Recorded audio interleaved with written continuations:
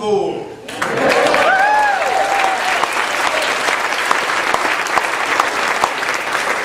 Congratulations, graduates. And if I may say, I'm so very glad that I heard some of the parents' comments. Mr. Boland, would you raise your hand, sir? Yes, sir. Delightful, sir. Yes, sir. Well, I must say, sir, I was quite inspired, and you reminded me of the senator who came to the White House, who said, Mr. President, you're preaching. I said, Senator, you're right. And the presidency is a bully pulpit. So is fatherhood. I've been so inspired from Scotland the Brave. My Bullocks relatives on my mother's side came from Glasgow. Oh, it's such a musical evening. Would you stand and join me in the first verse of God Bless America? Would you please? Bully. I don't sound very good, but I'll start. God bless America.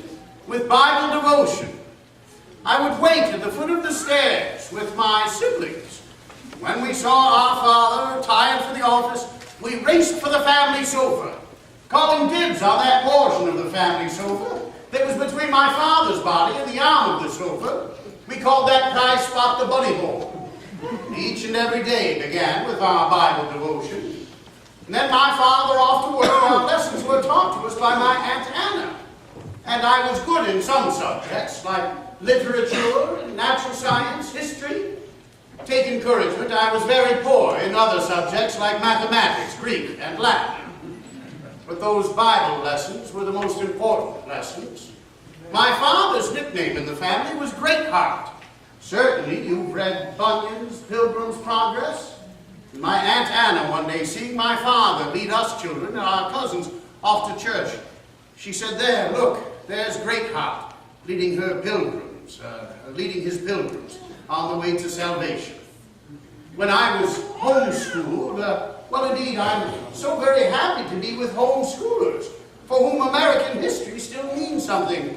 Amongst homeschoolers, I'm recognized. Very often you greet me with historical accuracy, saying, hello, Teddy, and good morning, Mr. President. Some even knew that I liked to be called by my old military title, Colonel, from the Spanish-American War. And all of those greetings stand in such stark contrast to my recent visit to Theodore Roosevelt High School in Los Angeles, California.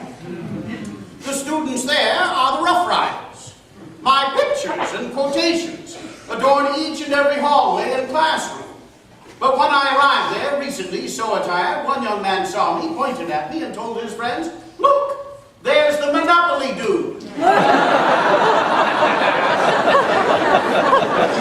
certainly you homeschoolers know that I was the anti-Monopoly dude. Well, as a small boy then, I was taught my lessons at home, and then my father augmented these with travel. As a family, we traveled through Europe and later through the Holy Land. I stayed with a German family and learned my German for a while. And I was tutored for my entrance exam to Harvard. Well, I did not learn much at Harvard of practical value. You good common sense people of the Midwest will understand me.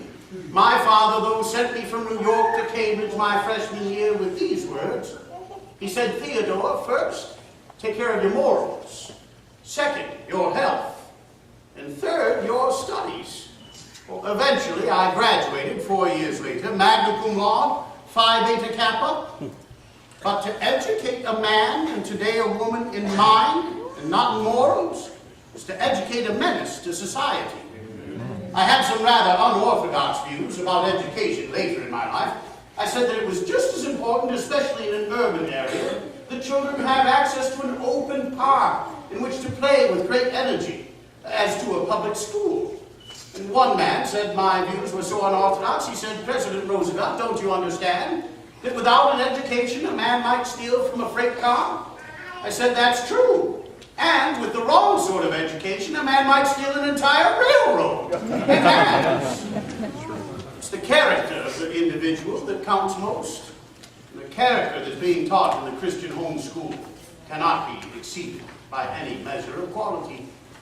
It was when I was at Harvard that my father died as a young man of stomach cancer. It put me into a terribly foul mood. And my tutor knew that being outdoors in the past had not only restored my health, curing my asthma, but it had helped me to restore my spirits as well. And so that summer I went to the northwoods of Maine, to the great Aroostook country, along the Penobscot River.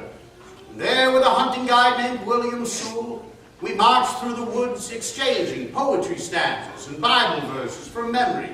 We hunted and hiked and canoed. I climbed Katahdin, the highest point in Maine, today famous as the northern terminus of the great Appalachian Trail. We visited the lumber camps, where my vocabulary was greatly expanded. But each and every morning before we had our adventures, I took my own canoe to a place south of Island Falls Bay, where the west branch of Lake Metanomkeg River is joined by First Brook. And there in the early morning light, by the sound of those waters joining gently, I began each and every day, as my late father would have me do, with Bible devotion. Today that little point of land is named a state historic site by the people of Maine. They call it Bible Point, for the fact that I, as a young man, sought and found the wisdom, comfort, and solace of the good book there. I returned to Harvard, my spirit somewhat restored, but that my junior year, as many a young man at that age is wont to do, I fell in love with young Alice Hathaway Lee, the most beautiful girl in Boston. In the spring of my junior year, I proposed to Alice, and she refused me. In the fall of my senior year, I proposed to Alice again, and she refused me again. But doggedness is as doggedness does. Persistence wins the prize. In the spring of my senior year, I proposed to Alice for the third time. She made me the happiest man in the world, agreeing to be my bride. Now I understand that occasionally a married man might have trouble remembering the date of his wedding anniversary. I took care of this. Alice and I were married on my birthday. Very odd thing to forget your anniversary was on your birthday. We honeymooned, and eventually, you know your history, I became a young member of the New York General Assembly. I was known as the Cyclone Assemblyman, fighting against corruption and, in the spirit of my father, fighting for the right as I saw the right, and against the wrong, especially the bullying of the weak and the poor. And I was the man with the sun in his face, happy indeed in great part, for Alice was expecting our first child. And happy was the day when the telegram came to the floor in Albany, announcing that Alice and I were the parents of a healthy baby girl. Congratulations were all about. Even my political opponents were happy for me. But then a second and most ominous telegram came. And that telegram sent me for the train. On the train down the Hudson Valley, racing to the family home, where my brother Elliot answered the door with these words. He said, "There is a curse upon this house. Mother is dying, and your wife is too." On St. Valentine's Day, 1884, when I was but a young man of 25, in the morning, my dear, sweet, widowed mother died of typhoid fever. And that afternoon, beneath the same roof and in my arms, my dear, sweet bride Alice, she but 22 and a new mother, she died of Bright's disease, a kidney disease now quite treatable by modern medicine. And there's nothing in my diary but a large black X. I wrote that the light had gone out of my life forever. But I was a man of faith. And my faith told me my loved ones were not gone, but gone before. And I took courage from the words of my late father, who said, "Dark care seldom sits behind the rider whose pace is swift enough. get action. And throughout my life, I got action. I went and became a cattle rancher in the Dakota Territory. And eventually, some of you know, there's nothing so good for the inside of a man as the outside of a horse. And riding my horse Manitou through the buttes and coulees of the Badlands and hunting in the region beyond, eventually sadness healed. And eventually, I was again in the family way. Edith Roosevelt and I had 5 more children. We took the baby Alice into our care. And fast forwarding through history, I wonder if you realize that Mrs. Roosevelt and I reared 6 children at the White House. Mrs. Roosevelt claimed she reared 7 children there. I shall return at some other time to tell you about boxing and wrestling jiu-jitsu in the White House. But I share this with you. You know your history. I sadly came to the presidency through the graveyard. I ascended to the presidency when President McKinley was shot and killed by that cowardly assassin in Buffalo in 1901. And when I raced from Mount Marcy and the Adirondacks to take the oath of office in Buffalo, I did so in a borrowed suit of clothes, in a private residence without a Bible at hand. 4 years later, when I was elected in my own right, and when I took the oath of office at a great inaugural celebration, I had on my right hand a locket ring given to me by Secretary of State John Hay. In the locket was a clipping of President Abraham Lincoln's hair, taken from his deathbed when Hay was a young private secretary to the mounted president. With that right hand held aloft, my left hand was upon the family Bible, open to, my left hand upon, James 1:22. Be thou not only hearers of the word, but doers of the word also. So if I have a charge for you, young graduates, this day, it is that you be not only hearers of the word, but doers of the word. To whom much is given, much is expected. And hundreds of thousands have sacrificed that you might live in a land of freedom and opportunity. Thousands indeed have been martyred that you might be able to know and pass on the great Christian faith. Well, indeed, I lived a full and, yes, a vigorous life. And I hope that in the words of the Boy Scouts, I left my campground cleaner than I found it. But I share with you of all of the exceeding honors that I held and the great offices that I administered. Being your president, governor of New York, colonel of the Rough Riders, winner of the Nobel Peace Prize and the Medal of Honor. All of it is nothing if I could not look at myself and consider myself, in my faith in Christ, a good son and a good brother, a good father and a good husband. And I assure you, graduates, there is no higher calling than to be a good daughter, a good son, a good sister, a good brother, and eventually, when the time is right, a good wife and a good husband, a good mother, a good father. May you all be blessed to know the joy I have. 17 grandchildren. Indeed, life is a great adventure. And I ask you graduates to keep your feet on the ground, but keep your eyes on the stars. Dream big and dream a life of service for your family, your faith, and your country. The greatest days of this republic are before us. Persist in your good deeds for your faith and your family and your country, and realize this is America. No good deed goes unpunished. Certainly no good deed goes without its criticism, especially in these upside-down days in which we live. Do your good deeds anyway, all of you. And take heart and courage from the words that I shared with the French a century ago when Mrs. Roosevelt and I toured the continent. These words today are stenciled below decks on the USS Theodore Roosevelt.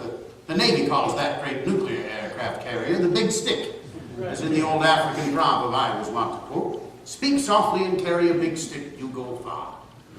I share these words of encouragement with you. Remember, it is not the critic who counts, not the man who points out how the strong man stumbles or where the doer of deeds could have done better.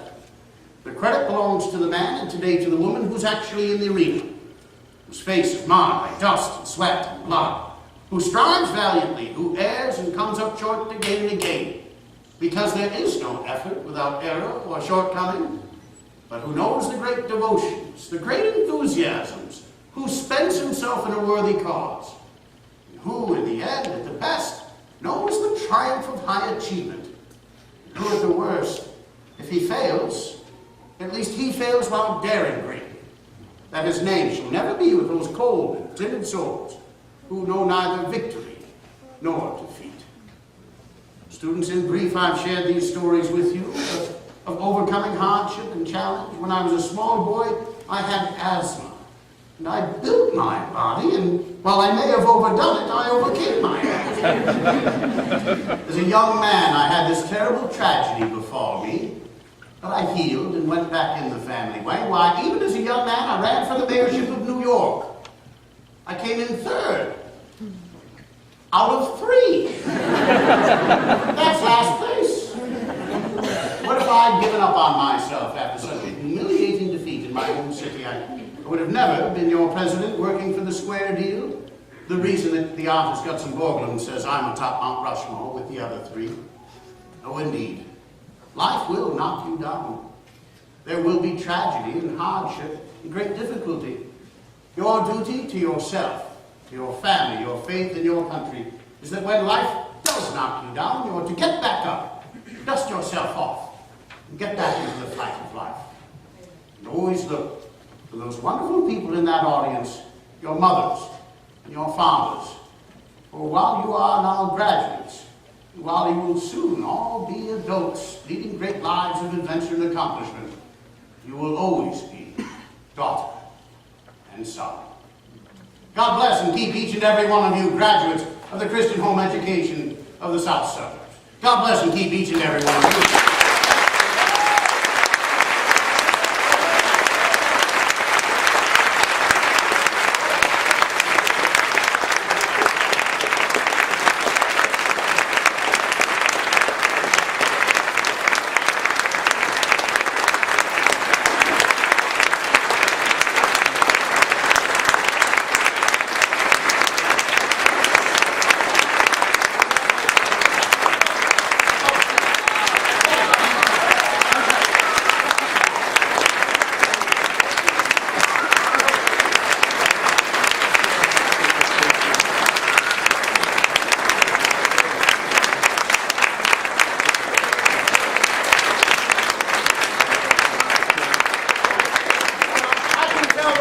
Audience on their seats too long. Well, God bless you all.